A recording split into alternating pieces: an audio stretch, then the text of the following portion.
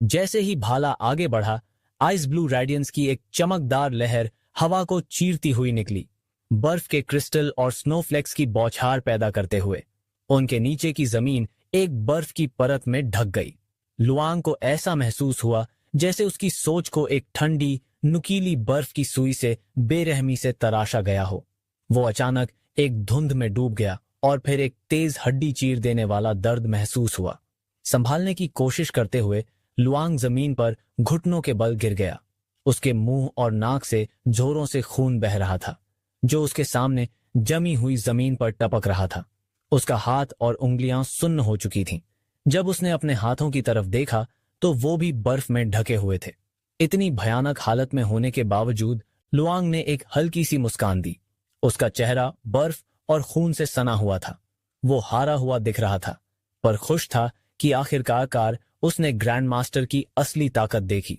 उसकी न मिटने वाली ब्लेड्स की इच्छा फीमेल ग्रैंड मास्टर के भाले ने तोड़ दी थी।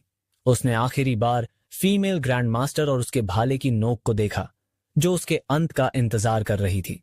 फीमेल ग्रैंड मास्टर लेकिन बिल्कुल स्थिर खड़ी थी, उसका लंबा भाला उठाए हुए। उनके बीच कुछ पलों के लिए शांति थी, पर जैसे ही लुआंग ने अंतिम वार के लिए खुद को तैयार किया, उसे हैरानी हुई जब फीमेल ग्रैंड मास्टर का मास्क एक क्रैक की आवाज के साथ टूटा और फिर पूरी तरह से बिखर गया, जिससे एक जोड़ी क्रिस्टल ब्लू आंखें सामने आईं।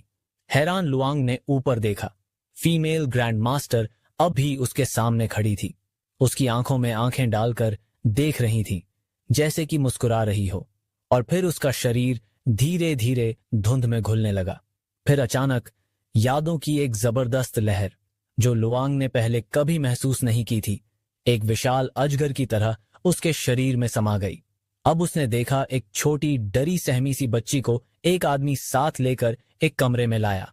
उसका नाम बताया गया शियाओ लुआन।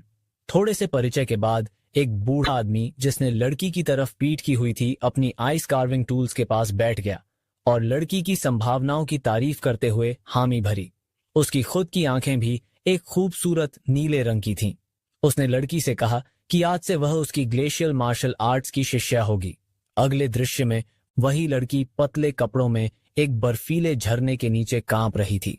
उसके शरीर का रंग ठंड से बैंगनी हो रहा था।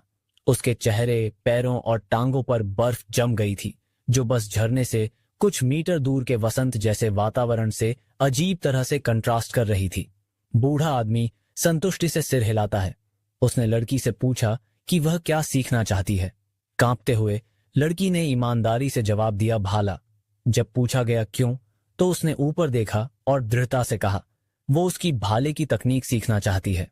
वो बूढ़ा आदमी, जो कि बास 1359 का सबसे ताकतवर भाला मार्शल आर्टिस्ट था और जिसने भाले की 5वीं रियलम में महारत हासिल की थी, कुछ पल के लिए हैरान रह गया। फिर जोर से हंसा और लड़की को गोद में उठाकर बास 1359 की ओर लौट चला। दृश्य में वही लड़की अब 17 साल की हो चुकी थी। वह एक मंच पर खड़ी थी, अपने लंबे भाले को पकड़े हुए, और नीचे भीड़ की तालियों और जयकारों को देख रही थी। आज वह एक 7वीं स्तर की ग्रैंड मास्टर बन चुकी थी। भीड़ उसकी तारीफ कर रही थी और बास 1359 में एक और ग्रैंड मास्टर प्रोडिजी के आने का जश्न मना रही थी। बहुतों को यकीन था कि वह अपने जीवन काल में 10वें स्तर तक पहुंच सकती है। फिर उसने अपने मास्टर की ओर देखा, जो मुस्कुराया, लेकिन सिर हिलाकर बोला कि अभी भी उसे बहुत कुछ सीखना बाकी है। पीठ घुमाते हुए उसने हल्के से कहा कि उसका हथियार कोल्ड स्पिरिट स्पैरो अभी असली ग्लेशियल शक्ति को नहीं समझ पाया है। लड़की चुप रही, लेकिन उसका भाले पर पकड़ और मजबूत हो गया। अगले दृश्य में एक बड़ा दरवाजा जोर से खुलता है। लड़की ने अपनी आंखें खोली और एक आदमी खून और जख्मों से लथपथ अंदर लड़खड़ाता हुआ आया। वो दरवाजे के सहारे रुका, एक कड़वी मुस्कान के साथ लड़की की तरफ देखा, फिर सिर हिलाते हुए बोला, बेस गिर चुका है। उसने ताना मारते हुए पूछा, क्या तुम्हारा दिल और खून भी बर्फ का बना है? बेस सिटी के गिर जाने के बावजूद तुम अब भी इतनी लगन से ट्रेनिंग कर रही हो? लड़की के चेहरे पर एक दुर्लभ हैरानी का भाव आया। उसे यकीन नहीं हुआ कि बास टूट चुका है। उसने तुरंत अपने मास्टर के बारे में पूछा। आदमी ने सिर हिलाया और कहा, हमारा मास्टर मर चुका है। उसकी मुस्कान अब मायूसी और तिरस्कार में बदल गई। उसने खुलासा किया कि मास्टर के आखिरी शब्द यही थे उसे परेशान मत करना, वो ट्रेन कर रही है। लड़की के चेहरे का भाव फिर से शांत हो गया। उसने अपना भाला उठाया और बाहर चली गई। उसने अपना मास्क पहन लिया, अपने नसीब से हार मानते हुए कहा, चूंकि अब मेरे मास्टर नहीं रहे, मैं भी अब उनके पास जाऊंगी। एक बर्फीली नीली चमक के साथ वो ताकतवर बीस्ट्स की तरफ चार्ज कर गई, अफसोस जताते हुए कि उसकी कोल्ड स्पिरिट स्पैरो ने अभी अभी ग्लेशियल की असली ताकत को एक्सप्लोर किया था, लेकिन अब वो उसे अपने मास्टर को कभी दिखा नहीं पाएगी। मेहतर खत्म हुआ। लू शैंग का सिर दर्द से फटने लगा। उसके साथ एक जबरदस्त ठंडक भी आई। वो दर्द में चीख पड़ा, पूरा पसीने से तरबतर। जब उसने सारी मेमोरीज सक्सेसफुली एब्जॉर्ब कर ली, तब उसने गहरी सांसें लीं। ये अब तक की सबसे क्लियर और कंप्लीट मेमोरी थी जो उसने देखी थी। उसने पहले कभी इतनी प्योर मेमोरीज एब्जॉर्ब नहीं की थीं। कुछ इमेजेस को छोड़ दें तो ज्यादातर मेमोरीज भाले की तकनीकों और मार्शल आर्ट से जुड़ी हुई थीं। ये मेमोरीज, एक्सपीरियंस और मार्शल नॉलेज लुआंग के अंदर ऐसे घुसे कि उसकी स्पीयर टेक्निक की प्रोफिशिएंसी एक अनप्रेसिडेंटेड लेवल तक पहुंच गई। इन मेमोरीज को एब्जॉर्ब करने के बाद उसकी भाला तकनीक कंट्रोल रियलम से ऊपर निकलकर एक नए रियलम्स में पहुंच गई, चौथा रियलम। हालांकि वो इस चौथे रियलम के कॉन्सेप्ट से अनजान था, लेकिन मेमोरीज ने दिखाया कि फीमेल ग्रैंडमास्टर की स्पीयर टेक्निक इस लेवल तक पहुंच चुकी थी और उसका टीचर 5वें रियलम का मास्टर था। फीमेल ग्रैंडमास्टर की मेमोरीज पर सोचते हुए लुआंग को एहसास हुआ कि इनका उस पर कितना गहरा असर पड़ा है। उसकी मध्यम दर्जे की भाला तकनीक अब चौथे स्तर तक ऊंचा उठ चुकी थी और ये अब तक की उसकी सबसे ताकतवर मार्शल आर्ट बन गई थी। उसकी मेमोरीज की प्योरिटी बेमिसाल थी, यहां तक कि ग्रैंड मास्टर्स में भी फर्क होता है। अगर शुआंग निंग की मेमोरी, जो उसके grand master technique 10 sons in the sky के क्रिएटर थे, एक कीचड़ भरे बॉल जैसी थी जिसमें बहुत सारी उलझने और डिस्ट्रैक्शन थे, तो वहीं फीमेल ग्रैंड मास्टर की मेमोरीज एकदम ट्रांसपेरेंट आइस क्रिस्टल जैसी थीं। फीमेल ग्रैंड मास्टर की दुनिया में सिर्फ एक चीज थी, भाला और कुछ नहीं। भले ही उसने अपनी जिंदगी में सिर्फ 7वां ग्रैंड मास्टर लेवल हासिल किया था, लेकिन वो मार्शल आर्ट्स के इतिहास की एक शानदार प्रोडिजी थी जो 8वें लेवल वालों को भी चैलेंज और हराने में सक्षम थी। फीमेल ग्रैंड मास्टर की मेमोरीज पूरी तरह से एब्जॉर्ब कर लेने के बाद लुआंग रुका नहीं। वो उस सबसे जरूरी चीज की तलाश में लग गया। जैसे कि उसने पहले शुआंग निंग की मेमोरीज में ग्रैंड मास्टर टेक्निक को ढूंढा था, उसने सोचा क्या उसे फीमेल ग्रैंड मास्टर की मेमोरीज में भी कुछ ऐसा ही मिलेगा। आखिरकार उसे मिला एक चमकता हुआ आइस स्फीयर। ये कुछ और नहीं बल्कि ग्रैंड मास्टर की टेक्निक का कोर और उसका ग्रैंड मास्टर विल था। आइस स्फीयर हल्की नीली रोशनी फैला रहा था। बिना किसी हिचक के लुआंग ने उसे एब्जॉर्ब करने के लिए हाथ बढ़ाया। जैसे ही आइस क्रिस्टल टूटा, नीली रोशनी की एक लहर, जैसे कोई विशाल ग्लेशियर हो, उसके दिमाग में फूट पड़ी। उसे ऐसा लगा जैसे किसी बर्फीली चिड़िया की चहचहाहट सुनाई दी हो। आंखें खोलते हुए उसने फीमेल ग्रैंड मास्टर के आखिरी भाले के वार को याद किया। फीमेल ग्रैंड मास्टर का एक फैंटम उसके पीछे प्रकट हुआ और धीरे धीरे उसने उसका ग्रैंड मास्टर विल एब्जॉर्ब कर लिया। उसी समय उसने एक नया ग्रैंड मास्टर लेवल टेक्निक सीख लिया। उसने लंबा भाला उठाया, जैसे फीमेल ग्रैंड मास्टर का आखिरी वॉर फिर से दोहराने जा रहा हो। विशाल ग्लेशियर के बीच एक आइस फीनिक्स तेजी से बाहर निकला। आइस फीनिक्स के पंख ऐसे फैले जैसे कोई पक्षी उड़ान भर रहा हो। उसका एक फड़फड़ाना इतनी ताकतवर थी कि उसने सैकड़ों मीटर आगे तक दुश्मनों को जमा दिया। इस ग्रैंड मास्टर स्पीयर टेक्निक का नाम था ग्लेशियल हैल्बर्ट फीनिक्स स्ट्राइक, एक ऐसी भाला तकनीक जो एक ग्रेट ग्रैंड मास्टर को भी खत्म कर सकती थी। लुआंग ने एक जगह बैठकर फीमेल ग्रैंड मास्टर और उसके मास्टर की जानकारी को फायर सीड रिसोर्सेज में चेक करना शुरू किया। उसके मास्टर एक 10वें स्तर के मार्शल आर्टिस्ट थे, ग्लेशियल हैल्बर्ट फीनिक्स स्ट्राइक के क्रिएटर, जो BAS 1359 की तबाही में मारे गए। लड़की एक 7वें स्तर की मार्शल आर्टिस्ट भी उसी लड़ाई में गिर पड़ी। लुआंग हैरान था कि बूढ़ा आदमी एक 10वें स्तर का मार्शल आर्टिस्ट था, और इससे भी ज्यादा चौंकाने वाली बात यह थी कि इतने जबरदस्त martial arts technique fire seed program में शामिल नहीं थे। उसने सोचा, अगर ये टेक्निक इतने ताकतवर हैं, तो फायर सीड में बाकी भाला तकनीकें कितनी ज्यादा पावरफुल होंगी। फायर सीड प्रोग्राम को लेकर उसकी एक्साइटमेंट जल्द ही फीकी पड़ गई जब उसने दोबारा सोचा वो पहले से ही 3 11th level martial arts techniques की प्रैक्टिस कर रहा था। ईमानदारी से कहें तो लू की मार्शल टैलेंट कोई इनबिल्ट प्रोडिजी नहीं थी, बल्कि ये 10,000 साल की ह्यूमन मार्शल आर्ट्स की नॉलेज और एक्सपीरियंस का एक अमूल्य नतीजा था, जिससे वो अपनी मौजूदा ऊंचाई तक पहुंचा था। ड्रीम रियलम उसके लिए एक बहुत बड़ा खजाना था, जहां से वो ये पावरफुल टेक्निक्स हासिल कर सकता था। लेकिन इन टेक्निक्स की फंडामेंटल्स को स्टेप बाय स्टेप सीखना जरूरी था, और वो सब कुछ एक ही बार में मास्टर नहीं कर सकता था। हालांकि एक शॉर्टकट जरूर था। उसे करना यह था कि वो ड्रीम रियलम में लगातार पावरफुल मार्शल आर्टिस्ट्स को हराता रहे, ताकि वो उनकी टेक्निक्स को परफेक्टली इनहेरिट कर सके। ये सबसे बेहतर सॉल्यूशन था जो लू शांग सोच सकता था। और उसका अगला टारगेट, शायद वो बूढ़ा आदमी। उसे याद आया कि वो बूढ़ा आदमी बेस में लड़ते हुए मारा गया था, तो हो सकता है कि वो कहीं बेस में ही मौजूद हो। लू शांग ने बेस 1359 के सेंटर की ओर देखा, जहां उसे कई डरावनी औराएं महसूस हुईं। कुछ तो इतनी खतरनाक थीं कि उसके दिल को कांपने पर मजबूर कर देती थीं। शायद वो बूढ़ा आदमी उन्हीं में से एक हो। बेस 1359 बहुत विशाल था, और वहां कई पावरफुल मार्शल आर्टिस्ट्स थे। लेकिन अभी के लिए लू शांग बहुत कमजोर था, और उसे बहुत लंबा सफर तय करना था। अचानक उसे दिल में तेज दर्द हुआ।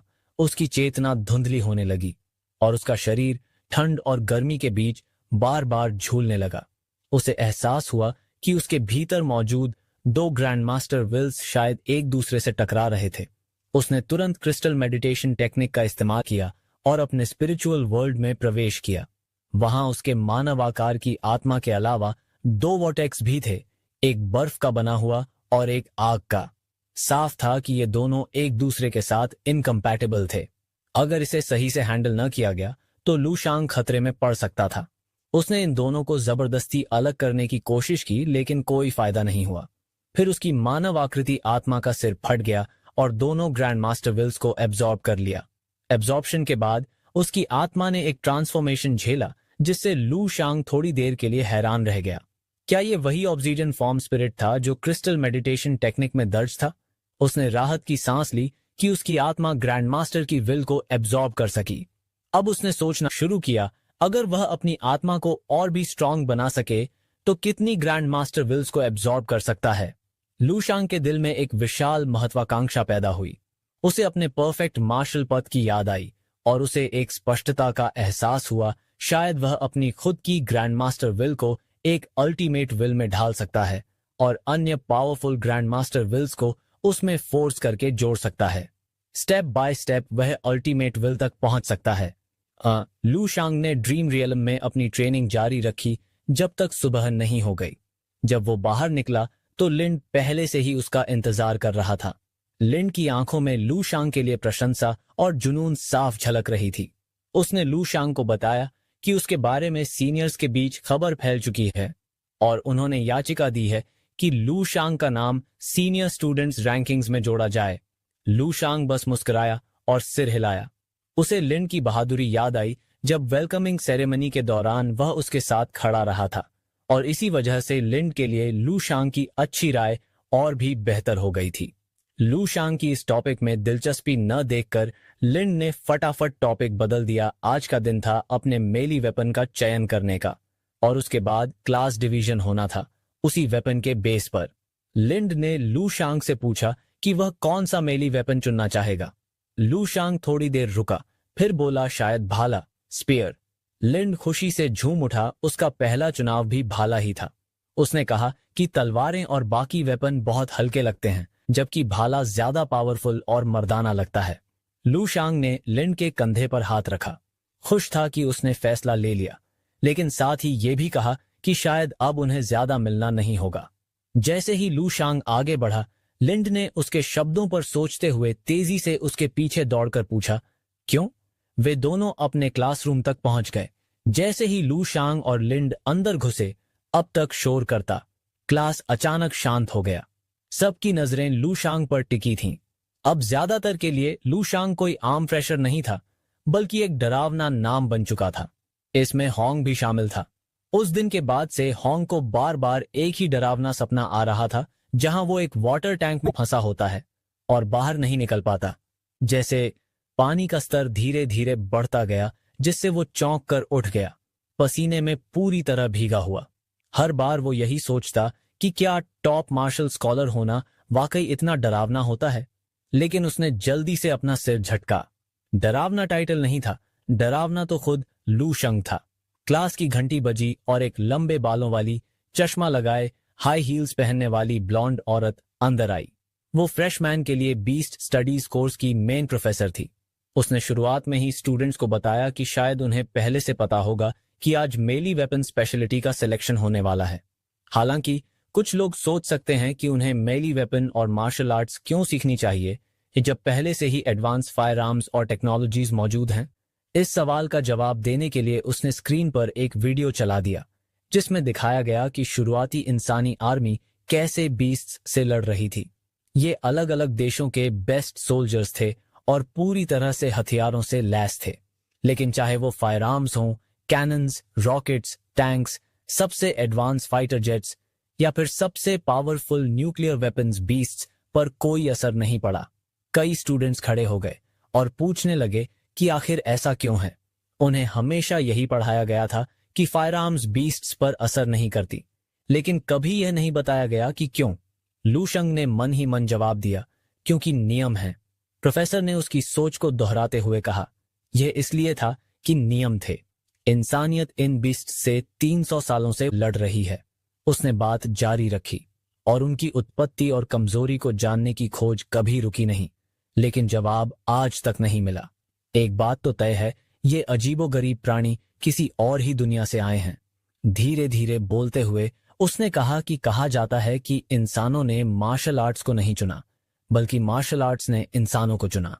एक फीमेल स्टूडेंट ने सवाल पूछा, अगर फायर आर्म्स उस दूसरी दुनिया के रूल्स से प्रभावित होती हैं, तो क्या ये क्रीचर्स भी हमारी दुनिया में आकर उन्हीं रूल्स से प्रभावित नहीं होंगे? प्रोफेसर ने उस स्टूडेंट की तारीफ की कि उसने अच्छा सवाल पूछा, लेकिन अफसोस के साथ माना कि उसके पास इसका कोई असली जवाब नहीं है। उसने सिर हिलाया और कहा कि शायद जवाब पहले से हमारे सामने ही था, या शायद इंसानियत उसे मानने को तैयार ही नहीं थी। ये विरोधाभासी बात सुनकर कई स्टूडेंट्स उलझन में पड़ गए। इस मोड़ पर लू शंग ने बोलना शुरू किया, मेरा मानना है कि ये क्रीचर्स अपनी असली दुनिया के रूल्स से पहले ही बदल चुके हैं। लू शंग रुका और फिर कहा, वो अपने ओरिजिनल फॉर्म में और भी ज्यादा पावरफुल थे। प्रोफेसर ने हैरानी से लू शंग की ओर देखा और सिर हिलाते हुए सहमति जताई, अपने चश्मे को एडजस्ट करते हुए। उसे उम्मीद नहीं थी कि कोई स्टूडेंट भी उसी थ्योरी तक पहुंच सकता है जिस तक वो खुद पहुंची थी। क्लासरूम में एकदम सन्नाटा छा गया। डिसबिलीफ की फुसफुसाहटें उठीं और कुछ ने तो चीख कर कहा, दैट्स इम्पॉसिबल, और यह अन्याय है। प्रोफेसर ने हल्की सी सांस ली। उसकी आवाज में एक अजीब सा इमोशन था। इस दुनिया में इंसाफ नाम की कोई चीज नहीं है, और यही बात मैं आज तुम्हें समझाना चाहती थी। जैसे ही घंटी बजी और क्लास खत्म हुई, प्रोफेसर ने अपनी चीजें समेटी और दरवाजे की ओर बढ़ गईं। क्लासरूम काफी देर तक शांत रहा। यंग और फ्रेशमैन स्टूडेंट्स इस डिस्कशन से बहुत गहराई से प्रभावित हुए थे। वो अंदर से हिल चुके थे। कुछ मिनटों बाद लिंडसे ये सोचकर हिल गया कि ये क्रीचर्स पहले ही कमजोर और नर्फड वर्जन हैं उनके ओरिजिनल फॉर्म के मुकाबले। तो फिर इंसानियत का क्या होगा अगर उन्होंने अपनी पूरी ताकत दोबारा पा ली? उसने अपनी चिंता लू शंग को बताई। लू शंग ने कुछ नहीं कहा।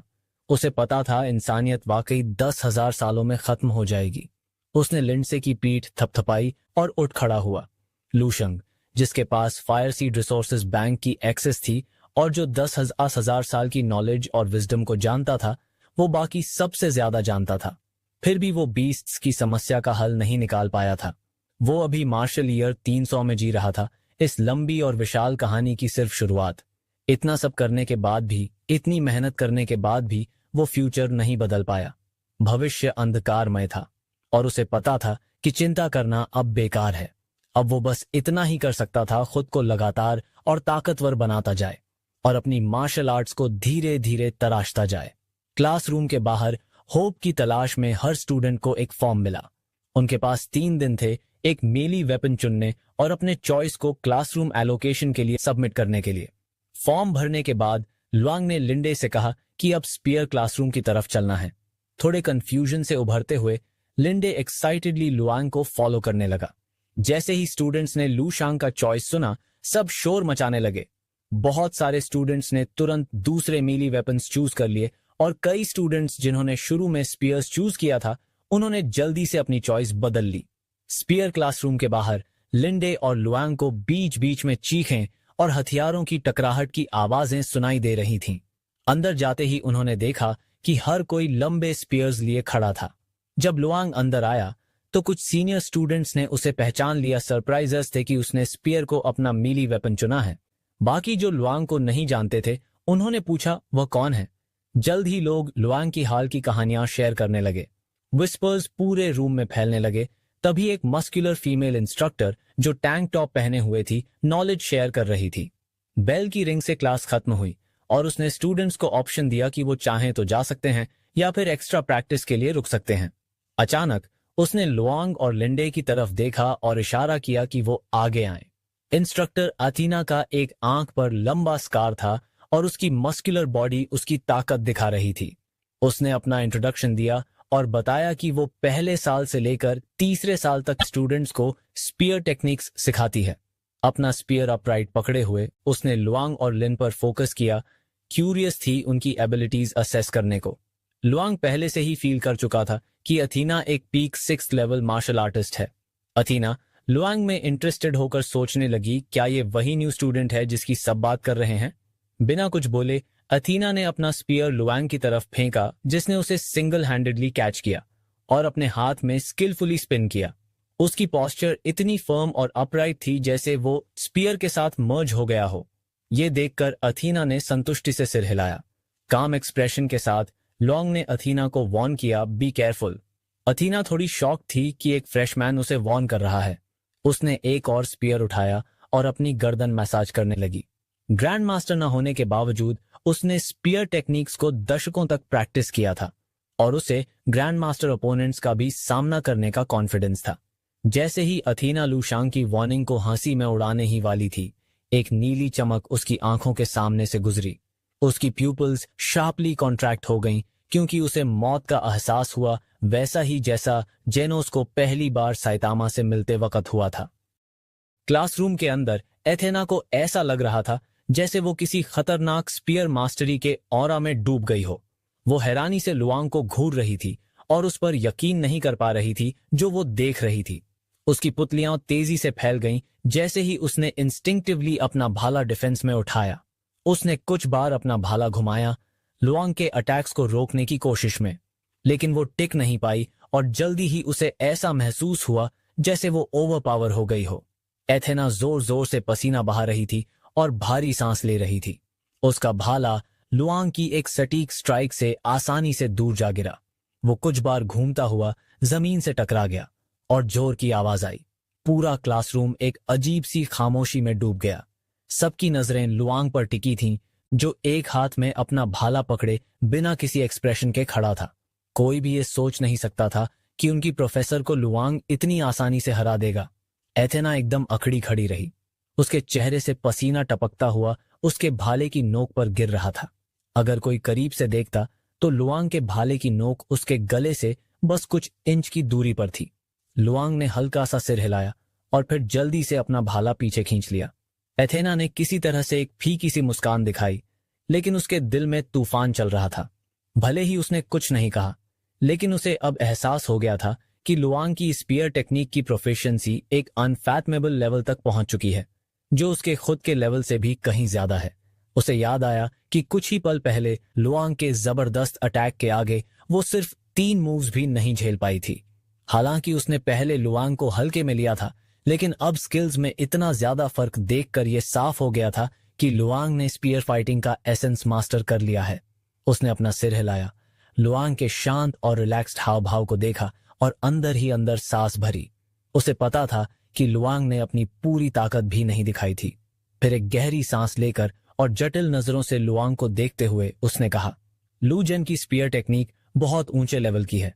इस कोर्स के लिए लुआंग पूरी तरह से ग्रेजुएट होने के काबिल है। स्टूडेंट्स जो क्लास में थे सब एक्साइटमेंट में बड़बड़ाने लगे और आपस में कानाफूसी करने लगे। ये उनका पहली बार था जब उन्होंने देखा कि कोई फ्रेशमैन पहले ही दिन मिले वेपन कोर्स से ग्रेजुएट हो गया हो। कई लोगों ने अपने फोन निकाल लिए ताकि इस इनक्रेडिबल मोमेंट को कैप्चर कर सकें और कैंपस फोरम पर शेयर कर सकें। कुछ लोग तो अपनी आंखें मसल रहे थे। सोच रहे थे कि क्या वो अब भी सपना देख रहे हैं। एथेना ने लुआंग को मुस्कुराते हुए उसकी स्पीयर मास्टरी की तारीफ की, ये नोट करते हुए कि बस उसे कॉम्बैट एक्सपीरियंस की कमी है। उसे ये भी साफ दिख रहा था कि लुआंग बहुत स्ट्रांग और स्किल्ड है, लेकिन उसके अंदर अभी तक खून की खुशबू नहीं है, यानी उसने अभी तक किसी को मारकर खून नहीं बहाया। एथेना ने सजेस्ट किया कि वो मिशन सेंटर जाए और कुछ टास्क ले, और जब भी मौका मिले तो डिवाइन मार्शल टावर की एक्सप्लोरेशन भी करे। साथ ही उसे मेली वेपन ट्रेनिंग सेंटर भी जाना चाहिए ताकि उसे ज्यादा प्रैक्टिकल और रियल कॉम्बैट एक्सपीरियंस मिल सके। लुआंग ने गंभीरता से एथेना को थैंक यू कहा, उसकी एडवाइस को याद रखते हुए। एथेना के चेहरे पर इमोशंस का मिक्स दिख रहा था। उसे एहसास हो गया था कि उसके पास इस एक्स्ट्रा ऑर्डिनरी स्टूडेंट को सिखाने के लिए कुछ बचा ही नहीं था। 7वें डिवाइन मार्शल यूनिवर्सिटी में अपने इतने सालों के टीचिंग करियर में उसने ऐसा प्रोडिजी कभी नहीं देखा था। एक पल के लिए उसे ऐसा लगा जैसे उसके खुद के सालों की ट्रेनिंग इस स्पीयर आर्ट में अब फालतू सी लग रही हो। लिंडे एक्साइटमेंट में दौड़ता हुआ आया और लुआंग को 2 थम्स अप्स दिए। उसे याद आया कि आज सुबह लुआंग ने कहा था कि शायद वो लोग इस क्लास के बाद ज्यादा मिल नहीं पाएंगे। अब जाकर उसे समझ आया कि लुआंग का वो मतलब क्या था। जैसे ही लुआंग पास से गुजरा, उसने लिंड के कंधे पर हाथ रखा और ईमानदारी से कहा कि ट्रेनिंग जारी रखना। लुआंग ने प्रॉमिस किया कि वो जब भी फ्री होगा उसे विजिट करेगा।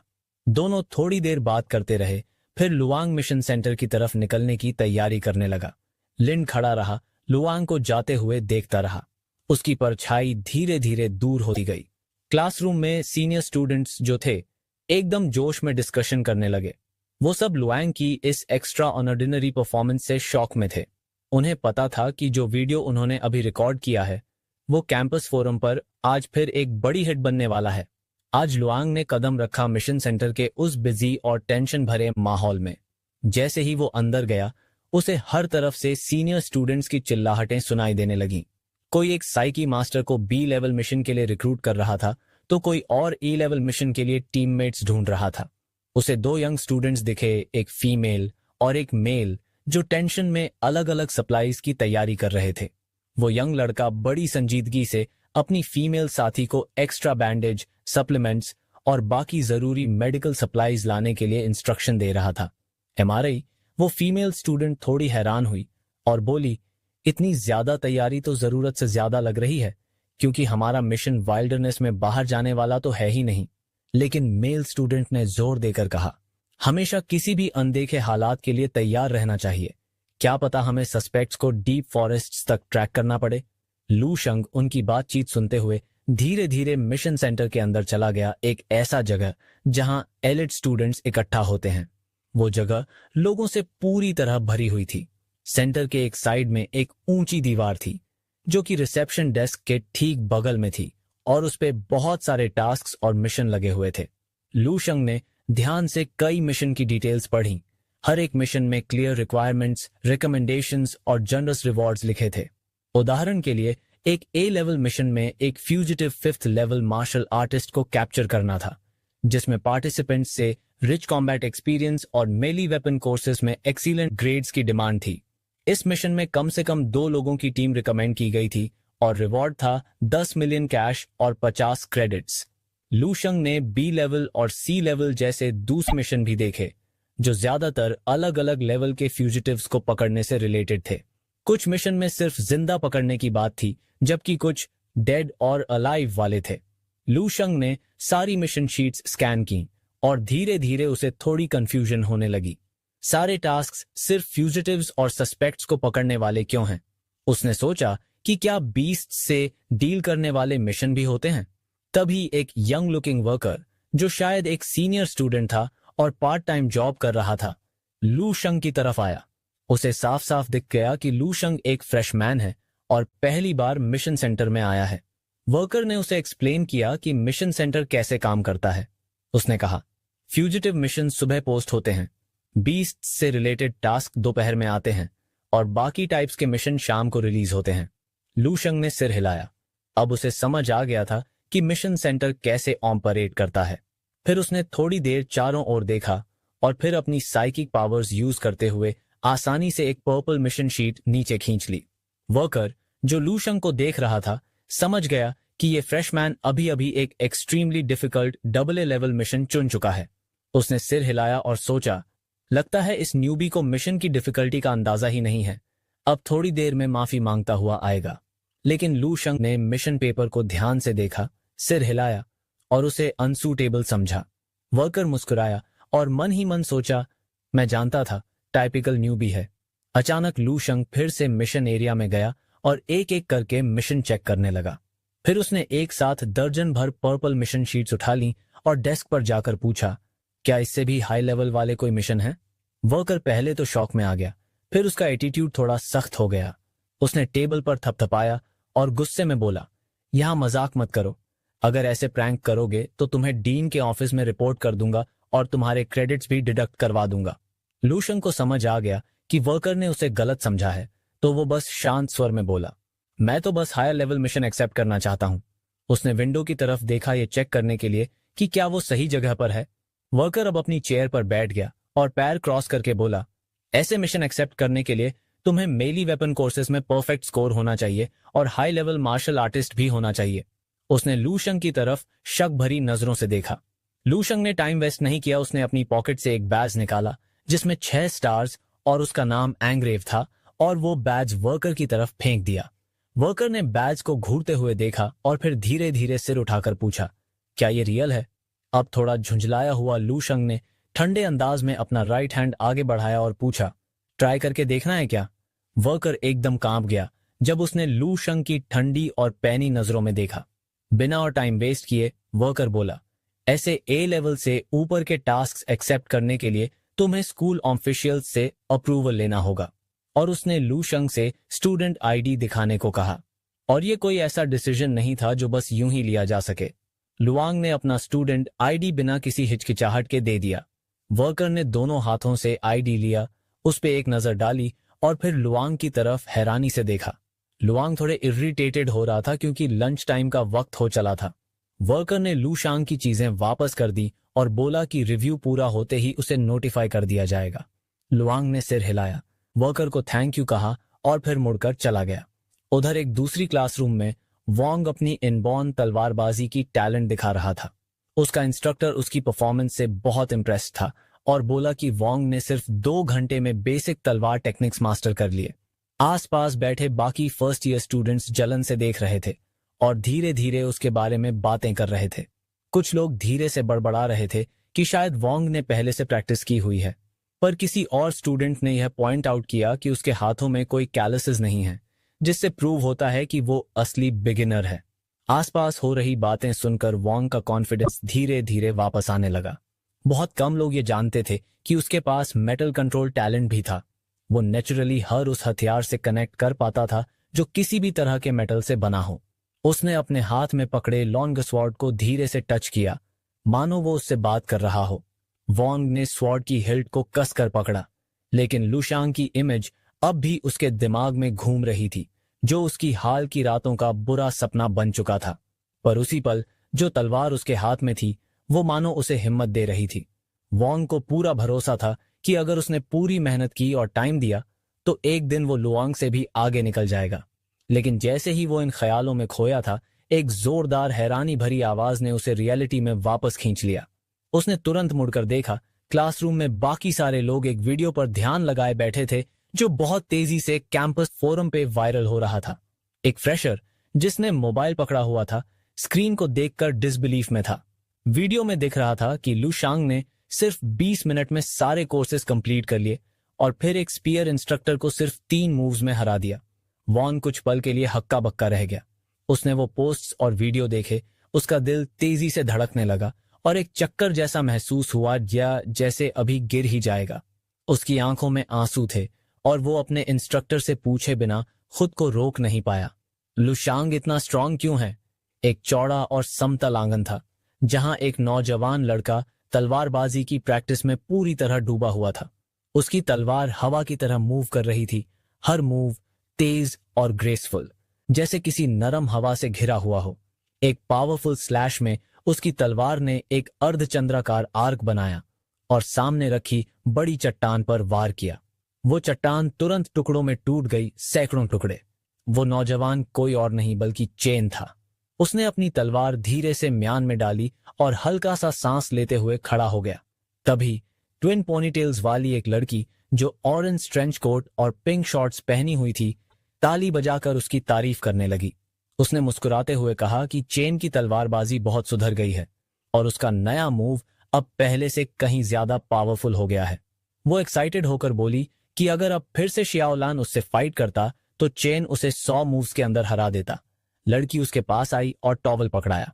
चेन ने वाटर बॉटल उठाई और धीरे धीरे पानी पीने लगा। उसने कॉन्फिडेंस से कहा कि उसने पहले ही शियाओलान को हरा दिया है, इसलिए अब वो उसे अपना राइवल नहीं मानता। अब उसकी निगाहें 7 सेंट्स रैंकिंग के टॉप 10 पे हैं, क्योंकि सिर्फ वही लोग उसके लायक हैं। लड़की ने अपने हाथ बांधे और सोच में पड़ गई। फिर बोली कि चेन की स्ट्रेंथ के हिसाब से उसका टॉप 10 में जाना मुश्किल नहीं होना चाहिए।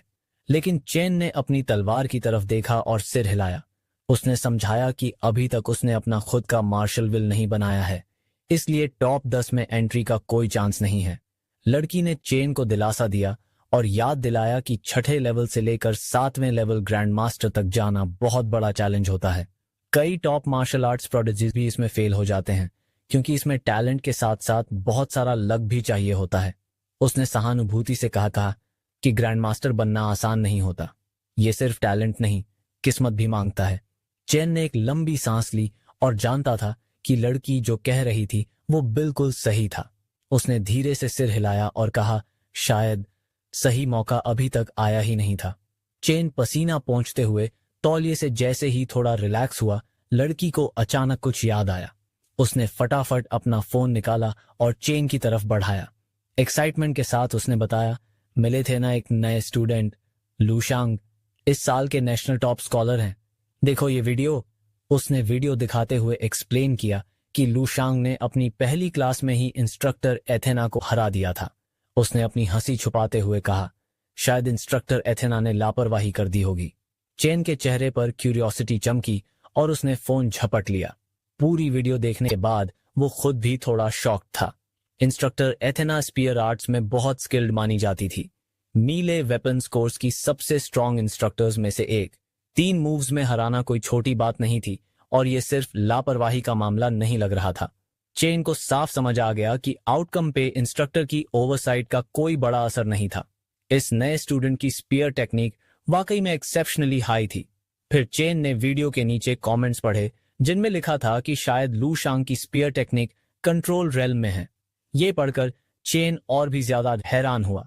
लड़की ने टीजिंग अंदाज में कहा, सीनियर होने के नाते 7वें डिवाइन मार्शल यूनिवर्सिटी के सबसे स्ट्रॉन्ग स्टूडेंट को अब थोड़ा क्राइसिस या अर्जेंसी फील हो रहा होगा seeing such a fierce freshman. Chain ने डीप सांस ली, अपने इमोशंस को कंट्रोल किया और खुद को कंपोज करते हुए लड़की को फोन वापस दिया। फिर हंसते हुए कहा, मैंने यहाँ 4 साल यूं ही नहीं बिताए। टेक्निक एक बात है, पर उसे रियल फाइट में सही से यूज करना दूसरी बात है। हर कोई मेरा ओपोनेंट बनने के लायक नहीं है, और ये लू व्हाटएवर गाय, वो मेरे लिए कोई थ्रेट नहीं है। भाई तू बहुत बहुत गलत है। तुझे पता है जिसने ऐसा ही कुछ कहा था वो अब कहाँ है? 6 फीट गहराई पर जमीन के नीचे। खैर, लड़की के सामने उसने जितना भी कूल बनने की कोशिश की हो, अंदर से हम सब जानते हैं कि उसकी फटी पड़ी है। लंच के बाद लूशांग वापस अपने डॉर्मेट्री पहुंचा। ठीक उसी वक्त डिलीवरी कंपनी आई हुई थी। एक ट्रक डॉर्मेट्री के सामने खड़ा था और 2 मस्कुलर वर्कर्स एक बड़ा सा क्रेट बड़ी मेहनत से उसके दरवाजे तक ला रहे थे। डिलीवरी ड्राइवर ने लूशांग को बताया कि यह गवर्नर शिया की तरफ से एक बधाई का गिफ्ट है। फिर उसने एक डॉक्यूमेंट लूशांग को कन्फर्मेशन के लिए साइन करने को दिया। कुछ एफर्ट के बाद वर्कर्स ने क्रेट को फाइनली सही पोजीशन में रख दिया। लूशांग ने साइन करके उन्हें थैंक्स कहा। फिर अपने साइकिक पावर्स का यूज करते हुए उसने उस भारी बॉक्स को बड़ी आसानी से उठाया और धीरे धीरे खोला। अंदर जो वेपन था वो एक बेहद खूबसूरत लॉन्ग स्पीयर था, सिल्वर ग्रे बॉडी के साथ। स्पीयर का head finally polished red crystal से बना था, जो दिखने में बहुत ही शार्प और लीथल था। डिलीवरी ड्राइवर ने एक्सप्लेन किया कि स्पीयर की बॉडी में काफी सारा मिथिल और रेयर मेटल्स एम्बेडेड थे और spear head high level flame crystal से बना था, जिसे स्पेशल मिथिल के साथ मिलाकर तैयार किया गया था। ये वाकई में एक ग्रैंड मास्टर लेवल का स्पीयर था। नाम था क्रीमसन ड्रैगन स्पीयर। लूशांग ने खुशी से उस स्पीयर को देखा, जिसमें से क्रीमसन फ्लेम्स की हल्की लपटें निकल रही थीं, जैसे कोई जिंदा आग नाच रही हो। उसने गहरी सांस ली, खड़ा हुआ और इस कीमती हथियार को टाइटली पकड़ लिया। उसे सच में फील हुआ कि गवर्नर शिया का गिफ्ट कितना ज्यादा वैल्यूएबल है। अपनी तरफ से डीप ग्रैटिट्यूड एक्सप्रेस किया और डिलीवरी ड्राइवर से कहा कि गवर्नर शिया तक उसकी खुशी और थैंक्स जरूर पहुंचा दें। ड्राइवर ने सिर हिलाया और प्रॉमिस किया कि वो मैसेज पहुंचा देंगे। फिर उन्होंने झुककर सलाम किया, ट्रक में चढ़े और धीरे धीरे डॉर्मेट्री एरिया से निकल गए। क्रिम्सन ड्रैगन स्पीयर हाथ में लिए लूशांग डॉर्मेट्री के एंट्रेंस पर चुपचाप खड़ा रहा। उसे अपने अंदर एक नई ताकत की लहर महसूस हुई। उसे पता था कि ये स्पीयर उसके कॉम्बैट स्ट्रेंथ को कम से कम 30% तक बढ़ा सकता है। फायर ब्रीदिंग टेक्निक के साथ मिलाकर वो अब ग्रैंड मास्टर लेवल ऑपोनेंट्स का भी सामना करने में कॉन्फिडेंट था।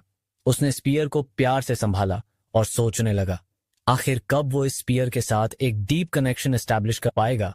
फीमेल ग्रैंड मास्टर की मेमोरीज के अनुसार एक वेपन के साथ स्पिरिचुअल कनेक्शन बनाना बहुत क्रूशियल था। ऐसा वेपन जो अपने ऑनर की स्पिरिट के साथ हार्मनी में हो और सालों तक उनके साथ रहा हो, वो एक वेपन सोल डेवलप कर सकता है जिससे वो अनऑर्डिनरी वेपन से कहीं ज्यादा सुपीरियर बन जाता है। ऐसा डीप कनेक्शन जल्दी से एस्टैब्लिश करना काफी स्ट्रेट फॉरवर्ड था। लुआंग जानता था कि उसे खूब प्रैक्टिस करनी होगी और रियल कॉम्बैट में भी एंगेज होना पड़ेगा, प्रेफरेबली ऐसी सिचुएशंस में जहां जान पर बन आए।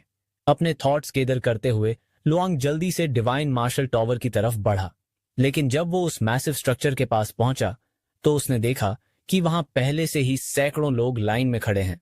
उसे उम्मीद नहीं थी कि डिवाइन मार्शल यूनिवर्सिटी के स्टूडेंट्स को भी लाइन में लगना पड़ेगा।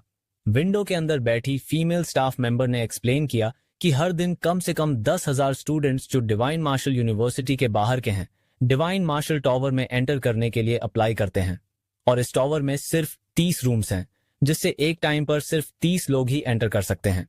उसने लुआंग को बताया कि आउटसाइडर्स को लाइन में 1 साल तक वेट करना पड़ता है और हालांकि डिवाइन मार्शल यूनिवर्सिटी के स्टूडेंट्स को थोड़े प्रिविलेजेस मिलते हैं, फिर भी उन्हें भी क्यू में वेट करना होता है। लुआंग ने अपना वेटिंग टाइम पूछा। स्टाफ मेंबर ने अपने कंप्यूटर स्क्रीन पर स्प्रेडशीट पर नजर डाली और बताया कि उसके आगे 200 लोग हैं और अगर किस्मत अच्छी रही तो शायद 1 हफ्ते में उसकी बारी आ जाए। लुआंग कुछ पल शांत रहा, फिर उसने सिर हिलाया और स्टाफ मेंबर से कहा कि जब उसकी बारी आए तो उसे नोटिफाई कर दिया जाए। उसने उसकी रिक्वेस्ट मान ली और उसे याद दिलाया कि जैसे ही नोटिफिकेशन मिले वो 10 मिनट के अंदर पहुंच जाए, वरना उसे और वेट करना पड़ सकता है। अपना वेपन बैग उठाए हुए लूशंग डिवाइन मार्शल टॉवर से बाहर निकल आया।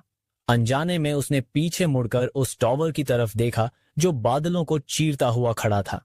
उस बेस पर खड़े होकर उसे उस टॉवर की ट्रांसेंडेंस और मैजेस्टी का और भी डीप एहसास हुआ। लुआंग ने अपनी साइकोनिक पावर यूज की और महसूस किया कि उस टॉवर के अंदर से एक पावरफुल मार्शल विल एमनेट हो रही है। इसमें कोई शक नहीं था कि वो मार्शल सेंट की मार्शल विल थी, जो उसके करंट ग्रैंड मास्टर की विल से कहीं ज्यादा थी। वो उस गैप को देखकर हैरान रह गया क्या, जो एक 7th लेवल ग्रैंड मास्टर और 9th लेवल मार्शल सेंट के बीच था।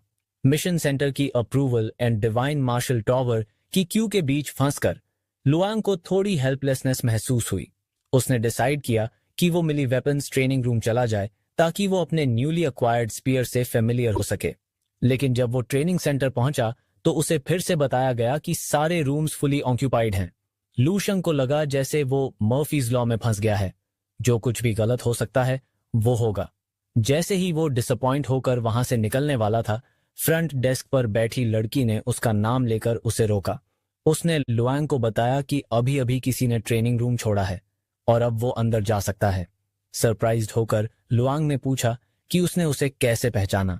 वो मुस्कुराई और अपने स्मार्टफोन को हिलाते हुए दिखाया कि लुआंग के वीडियो पूरे कैंपस में फैल चुके हैं। उसने लुआंग को ट्रेनिंग रूम का एक्सेस कार्ड थमाया। लुआंग ने ग्रेसफुली कार्ड एक्सेप्ट किया और उसे थैंक्स कहा। वो लड़की मुस्कुराई और हाथ हिलाकर कैजुअली वेव किया, उसे ट्रेनिंग रूम नंबर 8 की तरफ जनरली डायरेक्ट करते हुए। जैसे ही लू मुड़ा और वहां से जाने लगा, वो लड़की उसे पीछे से देखती रही, सोचते हुए। हालांकि वीडियो कमेंट्स में लुआंग को हर तरीके से एक डरावना मॉन्स्टर दिखाया गया है, लेकिन असल में वो काफी पोलाइट लग रहा था। वो ये भी सोच रही थी कि क्या लू शंग की स्ट्रेंथ वाकई में उतनी ही एक्सैजरेटेड है जितनी वीडियो में दिखाई गई थी। लुआंग ने डेजिग्नेटेड ट्रेनिंग रूम को लोकेट किया, डिशडोर किया और कार्ड स्वाइप करके अंदर एंटर किया। रूम स्पेशियस और खाली था। उसने अपना वेपन बॉक्स खोला, स्किलफुली क्रिम्सन ड्रैगन स्पीयर को असेंबल किया और अपने हाथों में थामा। जैसे ही उसने स्पीयर को पकड़ा, लुआंग एकदम सीरियस हो गया। स्पीयर को मजबूती से पकड़ते हुए उसने ताकत से एक स्विंग किया, जिससे हवा में एक एलिगेंट और फोर्सफुल आर्क बना। लुआंग ट्रेनिंग रूम 8 में पहुंचा, जहां उसे एक बड़ा सा खाली कमरा मिला। पांचों दीवारों पर मुट्ठी के आकार के छेद थे, जो उसे द प्रोडिजी ट्रेनिंग कैंप के एक जैसे ही रूम की याद दिला रहे थे। बिना ज्यादा सोचे उसने रूम को एक बार जल्दी से स्कैन किया और फिर अंदर कदम रखा ताकि दीवार पर लगे एक डिवाइस को ढूंढ सके, जो शायद ट्रेनिंग रूम का कंट्रोल स्विच था। एक छोटा सा एडजस्टमेंट करते ही मशीन की आवाज गूंजी, जिसने पहले स्टेज की मेल कॉम्बैट ट्रेनिंग की शुरुआत का ऐलान किया और उसे तैयार होने को कहा। एक गहरी सांस लेते हुए लुआंग ने अपने वेपन बैग को खोला और तेजी से अपना लंबा भाला असेंबल किया। जैसे ही उसने भाले को पकड़ा, उसके चारों ओर की औरा पूरी तरह बदल गई। सीधे और मजबूती से खड़ा हुआ, वह आत्मविश्वास के साथ अपने लंबे और धारदार भाले को थामे खड़ा था। भाले की नोक से जमीन पर रोशनी पड़ रही थी और उसके अंदर एक आग सी जल उठी थी, एक प्राचीन युद्ध भूमि के बहादुर योद्धा की तरह। अचानक दीवारों में बने मुट्ठी के आकार के छेदों से कुछ आवाज आने लगी, जैसे कि उनमें से कुछ निकलने वाला हो, और लुआंग को ज्यादा देर तक इंतजार नहीं करना पड़ा। चारों ओर से लोहे की गोलियां अद्भुत स्पीड से बाहर निकलने लगीं। बिल्कुल भी डरे बिना लुआंग ने अपनी फोकस लोहे की गोलियों पर बनाए रखी।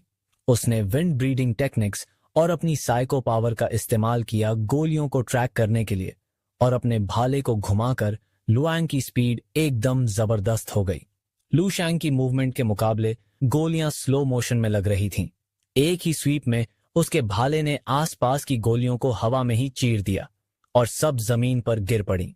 लुआंग को थोड़ा सा आश्चर्य हुआ कि स्टेज 1 इतना आसान क्यों था, लेकिन तभी ट्रेनिंग रूम ने स्टेज का एंड अनाउंस कर दिया, जिससे वह थोड़ा कंफ्यूज हो गया। इसके बाद सिस्टम की आवाज आई, जिसने कहा कि लुआंग की कंप्लीशन रेट सिर्फ 20% थी इस पहले स्टेज में। हैरान होकर लुआंग ने ऊपर की बड़ी स्क्रीन को देखा, ये सोचते हुए कि उसने कहां गलती कर दी, शायद कहीं कुछ मिस हुआ। प्रोजेक्शन ने जल्दी ही उसकी चिंता का जवाब दे दिया। असल में इस स्टेज में फिजिकल स्ट्रेंथ के अलावा कोई भी और ताकत, चाहे वो इंटरनल एनर्जी हो, साइको पावर या दूसरी मार्शल आर्ट्स की स्किल्स अलाउड नहीं थी। इंस्ट्रक्शंस को ध्यान से पढ़ते हुए लुआंग ने सिर हिलाया और खुद को समझाया कि ये ट्रेनिंग असल में क्या सिखाने की कोशिश कर रही थी, सिर्फ फिजिकल बॉडी पर भरोसा करते हुए मेल कॉम्बैट स्किल्स को निखारना।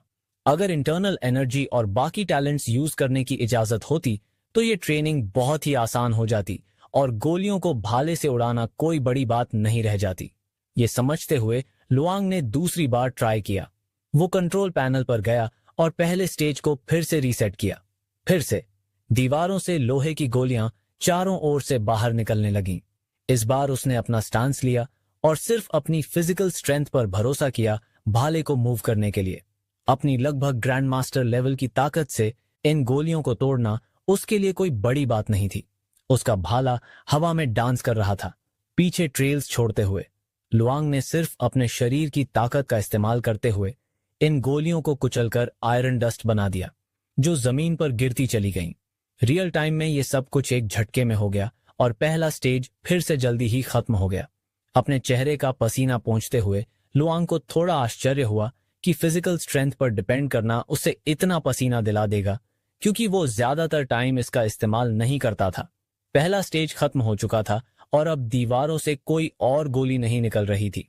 उसे पता चल गया कि उसने स्टेज पास कर लिया है। लेकिन जैसे ही पिछला स्टेज खत्म हुआ, एक बार फिर से दीवारों से गोलियों की बौछार शुरू हो गई। लू शैंग को लगा कि ये राउंड भी पहले जैसा ही होगा, लेकिन उसे जल्दी ही एक बड़ा सरप्राइज मिला। इस बार गोलियां हल्की थीं और शायद लकड़ी से बनी हुई थीं। पहले वाली आयरन बीड्स जो टारगेट करने में आसान थीं, इनके मुकाबले ये लकड़ी की गोलियां उसके स्विंग से बनी एयर प्रेशर की वजह से डिफ्लेक्ट हो रही थीं। हर एक ट्रैजेक्टरी बदल रही थी।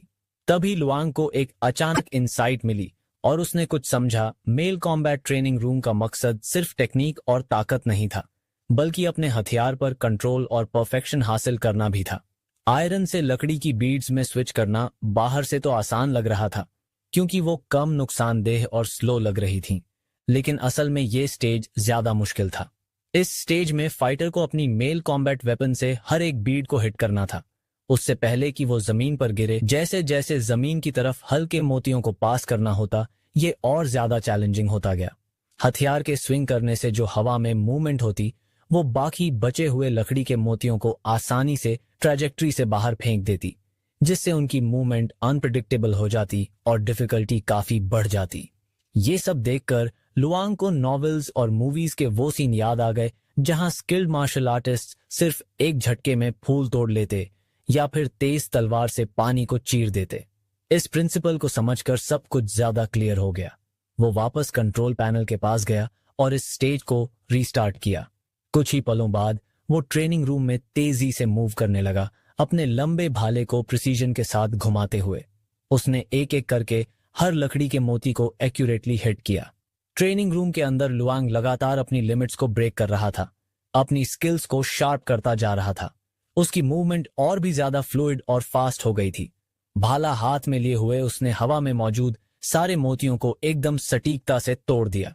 सेकंड स्टेज के बाद की स्टेजेस में प्लास्टिक बीड्स, पॉपकॉर्न और अब सरप्राइजिंगली पंख भी शामिल थे। शुरू में उसे लगा कि शायद ये कोई प्रैंक है, लेकिन फिर लुआंग को समझ आया कि ट्रेनिंग रूम ने इतने डाइवर्स और फनी ऑब्जेक्ट्स क्यों शामिल किए हैं। उसे ये सो कॉल्ड मेली वेपन ट्रेनिंग अब और भी ज्यादा इंटरेस्टिंग लगने लगी थी। वो बिना थके ट्रेन करता रहा, हर बार अपने आप को पुश करते हुए। कई घंटों की ट्रेनिंग के बाद आखिरी अटेम्प्ट में अपने पाम से भाला फेंका जो हवा में उड़ते हुए पंख की तरफ था। फिर वो जमीन से छलांग लगाते हुए तेजी से भाले को पकड़ता है, अपने फोरआर्म की ताकत से भाले को स्पिनिंग मोशन में थ्रस्ट करता है ताकि वो पंख को क्रश कर दे, और फिर वो पंख धीरे से जमीन पर गिर जाता है। रूम जो पहले क्लीन था, अब हर तरह की चीजों के मलबे से भरा हुआ था। रूम के सेंटर में खड़ा लुआंग अपने भाले के साथ जैसे एक हो गया हो। उसका शरीर सीधा खड़ा था और एक अलौकिक ताकत की तरह एनर्जी फैला रहा था। अब उसका शरीर पसीने में भीगा हुआ था और उसके एब्स हर सांस के साथ रिपल और फ्लेक्स हो रहे थे। उसने अपने हाथ में थमे क्रिम्सन ड्रैगन स्पीयर को देखा, एक ऐसा बॉन्ड महसूस करते हुए जैसे वो हथियार उससे खून के जरिए जुड़ा हो। भाला थामे हुए उसने उन कुछ घंटों के बारे में सोचा जो उसने ट्रेनिंग रूम में बिताए थे। उसके और क्रिम्सन ड्रैगन स्पीयर के बीच का रैपो अब काफी बेहतर हो चुका था। उसे अब ये साफ दिखने लगा था कि इसी रफ्तार से वो बहुत जल्दी अपने स्पीयर सेंस को पूरी तरह डेवलप कर लेगा और आसानी से नेक्स्ट वेपन सोल स्टेज में स्मूथली ट्रांजिशन कर पाएगा। ये सोचकर वो काफी खुश और एक्साइटेड था। जब उसने पूरे ट्रेनिंग रूम को देखा तो हर तरफ बिखरा सामान दिखा, लेकिन उसके चारों ओर एक छोटा सा सर्कल अभी भी उतना ही साफ था जितना पहले था। ट्रेनिंग के दौरान लुआंग ने इस मैग्निफिसेंट मेली वेपन ट्रेनिंग मेथड को एक्सप्लोर किया। ये ट्रेनिंग पहले स्टेज में आयरन बीड्स, फिर wooden beads, plastic beads, popcorn और फोम, और फिर फिफ्थ स्टेज में फेदर्स से हुई। उसने ट्रेनिंग रूम की क्रिएटिविटी को देखकर दंग रह गया। सोचने लगा कि आखिर कौन सा मास्टरमाइंड इतनी डाइवर्स और सेमिंगली केओटिक चीजें सोच सकता है। लेकिन इस यूनिक ट्रेनिंग मेथड की इफेक्टिवनेस इतनी जबरदस्त थी कि इसे मिस करना नामुमकिन था। दीवारों में बने छेदों को देखकर लुआंग को एहसास हुआ कि इन घंटों की ट्रेनिंग ने उसे ये सिखा दिया कि कैसे फिजिकल स्ट्रेंथ का यूज करके मेली वेपन्स को कंट्रोल करना है बिना अननेसेसरी एनर्जी वेस्ट किए। अधिकतर लोगों के लिए लू शेन के इस लेवल की मास्टरी तक पहुंचना डिकेड्स की डेडिकेटेड प्रैक्टिस के बिना पॉसिबल नहीं होता, लेकिन दो फॉलन ग्रैंड मास्टर्स की मेमोरीज और विल को एब्जॉर्ब करने के बाद लुआंग को बस उन ऑलरेडी एग्जिस्टिंग मेमोरीज को अवेकन करना था। फिर भी ट्रेनिंग के कई मोमेंट्स ऐसे थे जब वो लगभग फेल हो गया था। उसे लगा कि इस ट्रेनिंग ने उसके अंदर के अनस्टेबल हिस्सों को कंसोलिडेट कर दिया है और उसकी फाउंडेशन को सॉलिड बना दिया है। उसका बॉटलनेक अब ढीला पड़ने लगा था और परफेक्ट मार्शल पाथ का सेकंड फॉर्म जैसे उसे बुला रहा हो। काफी देर तक सोच में डूबा हुआ, धीरे धीरे अपने थॉट्स को ऑर्गेनाइज करता हुआ लुआंग ने अचानक ऊपर देखा, सोचते हुए कि नेक्स्ट फेज ऑफ ट्रेनिंग अभी तक शुरू क्यों नहीं हुआ। तभी उसने ऊपर प्रोजेक्शन में देखा कि सभी 5 स्टेज ऑफ मेली वेपन ट्रेनिंग कंप्लीट हो चुके हैं। वो अपने थॉट्स में इतना खो गया था कि उसे नोटिफिकेशन साउंड तक सुनाई नहीं दिया। सिर्फ 5 स्टेजेस? ये देखकर लुआंग को थोड़ा सा अफसोस और भी ज्यादा ट्रेनिंग करने की तड़प महसूस हुई। उसने अपना भाला वापस हथियार बॉक्स में रखा, ये प्लान करते हुए कि वो अगले दिन वापस आएगा और तब तक ट्रेनिंग जारी रखेगा जब तक कि ट्रेनिंग रूम से उसे कोई फायदा मिलना बंद न हो जाए। रिसेप्शन डेस्क पर एक जवान लड़की खड़ी थी, जिसकी पीठ पर एक बड़ी तलवार बंधी हुई थी और वो थोड़ी सी नाखुश लग रही थी। उसे बताया गया था कि ट्रेनिंग रूम फुल है। ये लगातार तीसरा दिन था जब उसे मना किया गया और जाहिर है इससे वो काफी फ्रस्ट्रेटेड थी। रिसेप्शनिस्ट ने थोड़ी लाचारी से कहा कि अगर उसे कोई शिकायत है तो वो स्कूल के लीडरशिप से जाकर कहे और बोले कि और ट्रेनिंग रूम बनाए जाएं। लड़की को अपनी आवाज थोड़ी रूखी लगी तो उसने एक लंबी सांस ली और बड़बड़ाई, अगर मेरे पास चीजें बदलने की ताकत होती तो मुझे इन ट्रेनिंग रूम्स की जरूरत ही ना होती। तभी ट्रेनिंग रूम से बाहर निकलते हुए लुआंग ने अपनी रूम कार्ड रिसेप्शनिस्ट को दी और धन्यवाद कहा। रिसेप्शनिस्ट ने हाथ हिलाकर विदा ली और फिर लड़की को खुशी खुशी बताया कि अब एक रूम खाली है और उसे ट्रेनिंग रूम नंबर 8 की कार्ड दे दी। एक्साइटेड होकर लड़की ने खुशी से गुनगुनाते हुए और उछलते हुए रूम की ओर बढ़ना शुरू किया। उसकी आंखों में खुशी और थोड़ी सी जीत की चमक थी, लेकिन जैसे ही उसने ट्रेनिंग रूम का दरवाजा खोला वो सन्न रह गई। अंदर का नजारा देखकर वो चौंक गई। फर्श पर फैले मलबे और कचरे के ढेर को देखकर उसने गुस्से में चिल्ला दिया, ये ट्रेनिंग रूम है या पिछले कई दिनों से न साफ हुआ कूड़े का ढेर। उसे वो हैंडसम लड़का याद आया जो अभी अभी इस रूम से निकला था। पहले तो उसके मन में उसके लिए थोड़ा सा अच्छा फील हुआ कि उसने रूम खाली किया और उसे फिर से मना नहीं किया गया, लेकिन फिर जैसे जैसे वो गंदगी देखती गई उसका इंप्रेशन एकदम नेगेटिव हो गया। फ्रस्ट्रेशन में उसने दीवार पर थपथपाया और गलती से एक बटन दब गया। एक छोटे से हैच से एक रोबोट निकला जो एक वैक्यूम क्लीनर से लैस था और सफाई में लग गया। लड़की रोबोट को देखकर थोड़ी इमोशनल हो गई। इतनी गंदगी उस छोटे से रोबोट के लिए बहुत ज्यादा थी। वो मलबा देखकर चौंकी। वहां रुई के गुच्छे, लकड़ी के टुकड़े, मेटल के हिस्से, पंख और यहां तक कि पॉपकॉर्न भी थे। उसने हैरानी से सोचा, क्या वो लड़का यहाँ कैंपिंग कर रहा था या क्या? यहाँ पॉपकॉर्न कैसे आए? वो जैसे जैसे गंदगी कम होती गई उसकी सोच और भी डार्क हो गई। इतनी सारी चीजें सिर्फ कुछ घंटों में कैसे? उसे याद आया कि ट्रेनिंग रूम में सिर्फ मेली वेपन्स अलाउड हैं, खाना पानी कुछ भी नहीं। इतनी वैरायटी वाला कचरा देखकर उसे अजीब लगा। क्यूरियस होकर वो कंट्रोल पैनल के पास गई और बटन दबाने लगी। उसे रूम की फंक्शंस पहले से पता थीं क्योंकि वो पहले भी कई बार यहां आई थी। उसने जल्दी से प्रीवियस ट्रेनिंग रिकॉर्ड्स चेक किए और फिर जो देखा उससे उसके हाथ पैर ठंडे हो गए। Luong, first year, stage 5, completion rate 100%। उसका पसीना छूट गया। उसे अपनी आंखों पर यकीन नहीं हो रहा था। डिवाइन मार्शल यूनिवर्सिटी की हिस्ट्री में अब तक कोई स्टूडेंट स्टेज 3 से ऊपर नहीं गया था और वो खुद अभी तक स्टेज 1 में ही ट्रेनिंग कर रही थी। स्टेज 3 मतलब मेली वेपन मास्टरी का ऐसा लेवल जो सिर्फ बहुत गहराई वाले स्किल्स वालों को मिलता है। तो फिर स्टेज 5, क्या वो कंट्रोल रियल्म का लेवल है या उससे भी ऊपर जो सिर्फ ग्रैंड मास्टर्स को मिलता है? उसका दिमाग घूम गया। क्या वो फ्रेशर लड़का वाकई में इतना ज्यादा पावरफुल है? वो और ज्यादा चेक करना चाहती थी, लेकिन तभी स्क्रीन चटकी और एक जोरदार आवाज आई। वो डर के पीछे हटी और देखा कि स्क्रीन ब्लैक हो गई थी। शायद जब वो अंदर आई थी और दरवाजा जोर से खोला था उसी झटके से स्क्रीन डैमेज हो गई थी। अब जब ट्रेनिंग रूम बिल्कुल साफ सुथरा था वो बस सोच में पड़ गई, क्या मैंने जो देखा वो कोई सपना था? उसे नहीं पता था कि उसके जाने के बाद ट्रेनिंग रूम में क्या क्या हुआ था। उधर लुआंग सीधा अपने डॉर्मेट्री में लौट आया। वहां पहुंचकर उसने कपड़े बदले, एक झटपट शावर लिया और फिर कुछ न्यूट्रिशनल सप्लीमेंट्स खाए। उसे महसूस हुआ कि सप्लीमेंट उसके शरीर में फैलते हुए काम कर रहा था। एक गर्माहट जैसी एनर्जी फैलती जा रही थी जिसने तेजी से उसकी स्टैमिना को रिस्टोर कर दिया। उसकी हैरानी की बात यह थी कि ट्रेनिंग सेशन के बाद उसका शरीर सप्लीमेंट को पहले से कहीं ज्यादा एफिशिएंसी से एब्जॉर्ब कर रहा था। एक सही स्टांस में सेट होते हुए लुआंग ने स्टेलर बॉडी एनहांसमेंट टेक्निक का सेकंड स्टेज प्रैक्टिस करना शुरू किया। जैसे ही उसने अपना सेट पूरा किया, पूरे ट्यूब का सप्लीमेंट पूरी तरह से एब्जॉर्ब हो चुका था। लुआंग ने धीरे से अपनी आंखें खोली जिनमें एक हल्की सी हैरानी की झलक थी। ये वाला कल्टीवेशन सेशन उसके पिछले एक्सपीरियंस से काफी अलग था। दुगनी इफेक्टिवनेस मिल रही थी। ट्रेनिंग रूम के एक्सपीरियंस ने उसके शरीर पर कंट्रोल करने की एबिलिटी को पहले से बेहतर बना दिया था और अब वो अपने शरीर के उन सबसे छोटे हिस्सों को भी साफ साफ फील कर पा रहा था जो पहले तक पूरी तरह से टेम्पर्ड नहीं हुए थे। अपने मुट्ठी को कॉन्फिडेंस से भींचते हुए लुआंग ने महसूस किया कि अगर इसी रेट से प्रोग्रेस होता रहा तो वो इमॉर्टल गोल्डन बॉडी का सेकंड स्टेज उस टाइम से आधे वक्त में पूरा कर सकता है जितना उसने पहले सोचा था। उसने ये भी सोचना शुरू कर दिया कि शायद वो इस स्टेज को कंप्लीट भी कर ले इससे पहले कि वो officially 7th level grand master break through करे। इसके बाद लू की जिंदगी सिंपल लेकिन एकदम रूटीन वाली हो गई। वो हर सुबह अपने डॉर्मेट्री की बालकनी में बैठता, सूरज की ओर फेस करके मेडिटेट करता और कल्टीवेट करता, फिर क्लासेस अटेंड करता। लेकिन जब से उसने मीली वेपन क्लास से ग्रेजुएट किया था उसे बाकी ज्यादातर कोर्सेज बोरिंग लगते थे और कोई खास मददगार नहीं लगते थे। सिर्फ बीस्ट स्टडीज क्लास ही थी जो उसे वाकई में यूजफुल लगती थी।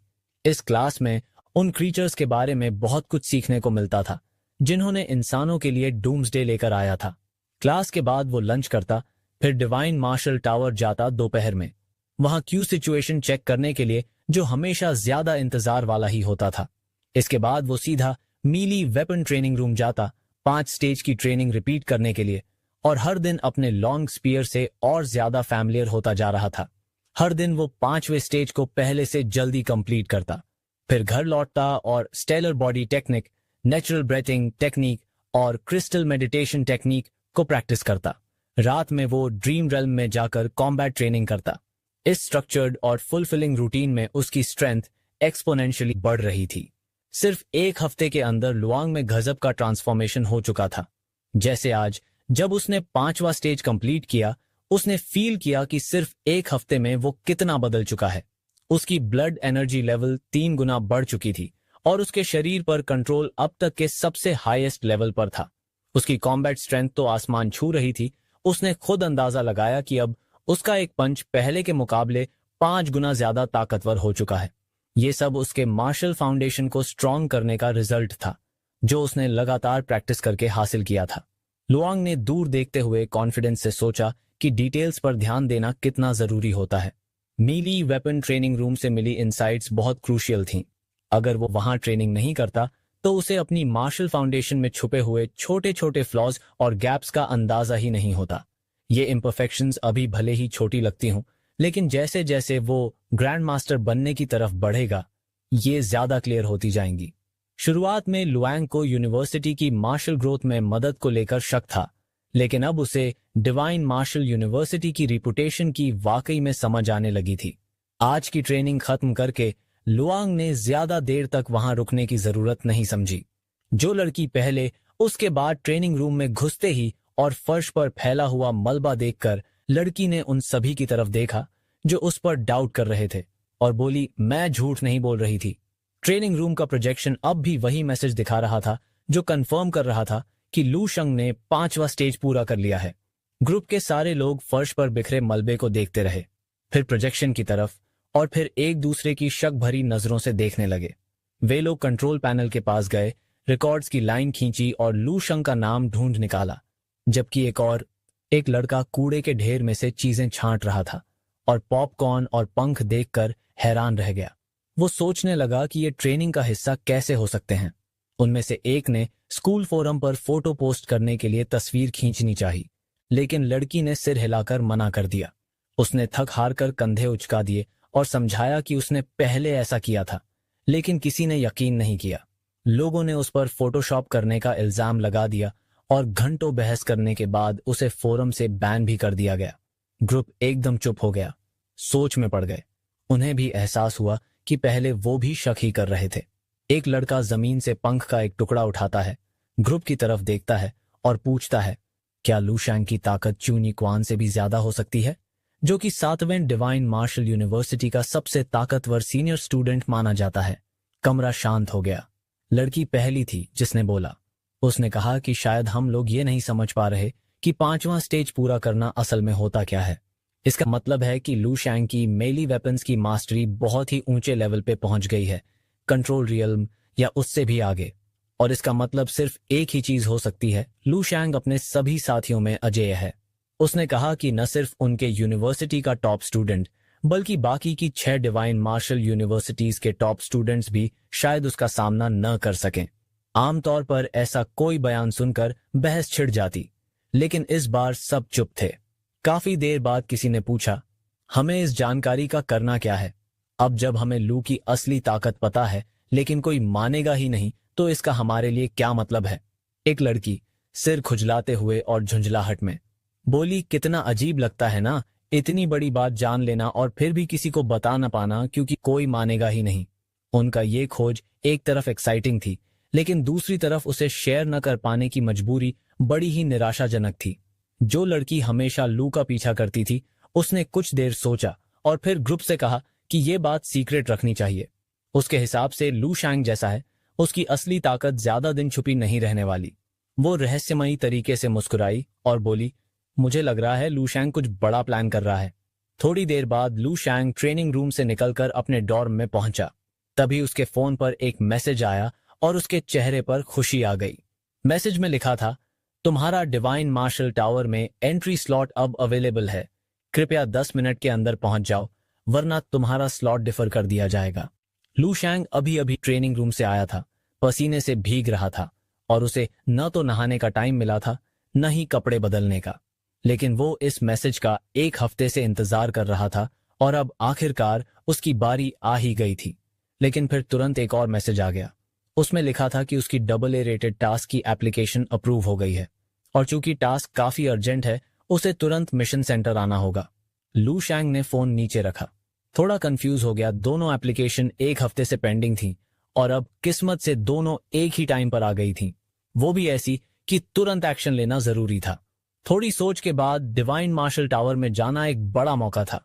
स्टूडेंट होने के नाते ये एक प्रिविलेज भी होता है और आमतौर पर इस स्लॉट का वेटिंग टाइम 1 हफ्ता होता है। लेकिन AA रेटेड टास्क भी बहुत ही रेयर चांस होता है। थोड़े सोच विचार के बाद लू शैंग ने डिसीजन ले लिया।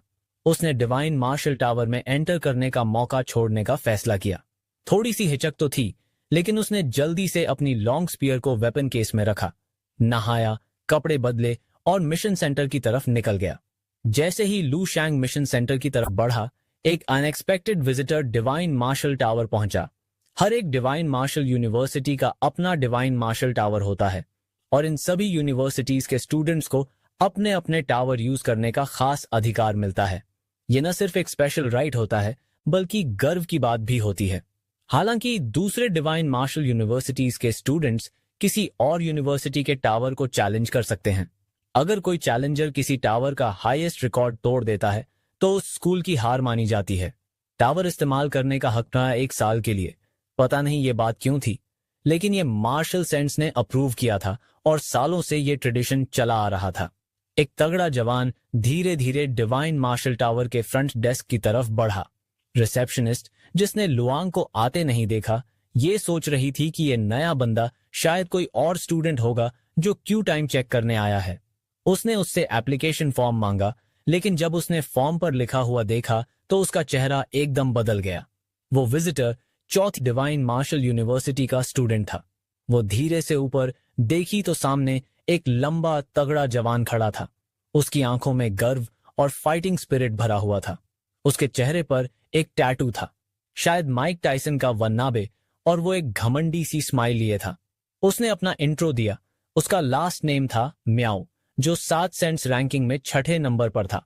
उसने बाकी स्टूडेंट्स को तिरछी नजरों से देखा और फिर जोर से ऐलान किया, म्याओ रैंगजोंग, चौथी डिवाइन मार्शल यूनिवर्सिटी से आज तुम्हारे टावर को चैलेंज करने आया है माय गाय। उसका नाम म्याओ से शुरू होता है।